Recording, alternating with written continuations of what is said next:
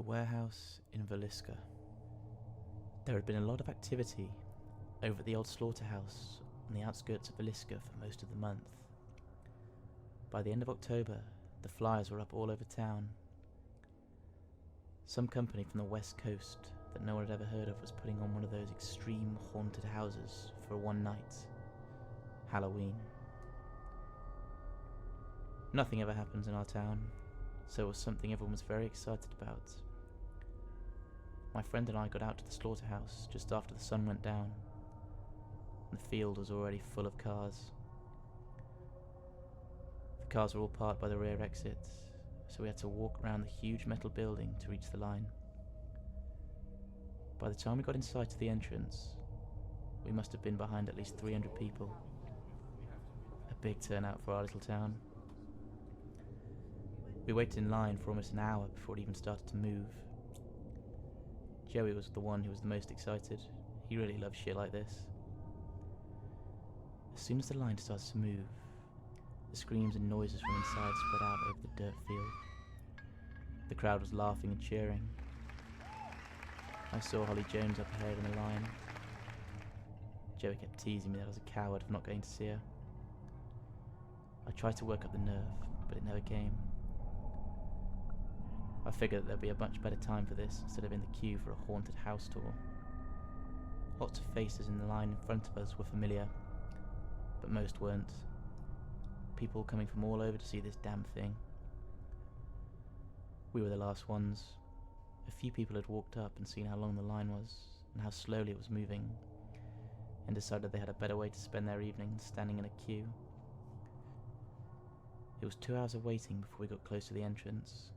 The guy up front taking the $5 fee was dressed as a bloody clown. I hate clowns. Who doesn't? My legs were tired, and I was over it already. I could hear chainsaws coming from inside that last steady rhythm under all the screaming, and people begging for their lives. I saw Holly Jones going along with her friends. I've pinned over her for the last 6 years, and now we were both seniors. It was strange. I started to get scared at the thought of missing my chance to at least try to let her know how much I liked her. For some reason, all the screaming from inside was only making the anxiety worse.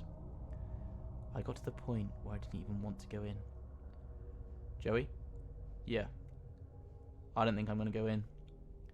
The hell are you talking about? We're at the front of the line. I'm going to go out back and wait for Holly. I'll meet you when you get out. He complained and made fun of me. I didn't care. I left the line and made the long way back to the car. I walked next to the side of the building and found my way into some really nasty mud that was hiding in the shadows. By that time I got to the other side of the building, my phone went off. It was Joey on a video call. He was going in. I'm going in. Great. I walked back towards the parking lot. I didn't want to talk to Holly right outside of the exit. I thought that'd be a little too creepy. I sat on the hood of my car and watched Joey go through the house, while I kept an eye on the exit. They'd put a red neon sign over it that read, "No exit." The video from Joey's phone was a little shaky. Yep, of course. Lots of clowns jumping out amongst parts and pieces of people. I wasn't sorry I missed it. Holy shit, dude, one of them's following me. He pointed the phone behind him. There was a clown crawling behind him like a dog, wearing a collar around its neck. The thing had no shirt on, and its sinewy, blood-smeared body was moving in a way that I wasn't used to seeing people move. He's following me, dude. Yeah, real scary, Joey, come on. I looked back up to the exit, still no one. The maze inside the old building must have been huge. I looked at the parking lot, and something started to whisper in my brain that something wasn't right. The lot was still full of cars, and I'd been inside my head so much when I first walked out that I hadn't even noticed. Hey, Joey. Dude, check this out. I looked back down at my phone. There were bodies hanging all over the walls of a huge room. All of the bodies had been disemboweled, and their entrails were lying in piles on the ground beneath them. As Joey moved the camera back, something caught my eye. Joey, go back. Like this.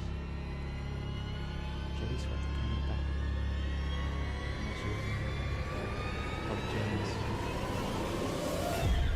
saw my shoes out the corner of my eye underneath my phone. They were covered in red mud. No one was coming out of that building. Get out of there, Joey. Run! I'm almost out, dude. Calm your titties. Run, Joey! I could hear a hissing sound coming from the phone. Joey turned around, and the dog-like clown was withering just behind him. Bad clown dog. Bad! I screamed for Joey to run as the clown pushed its weight back on its hunches.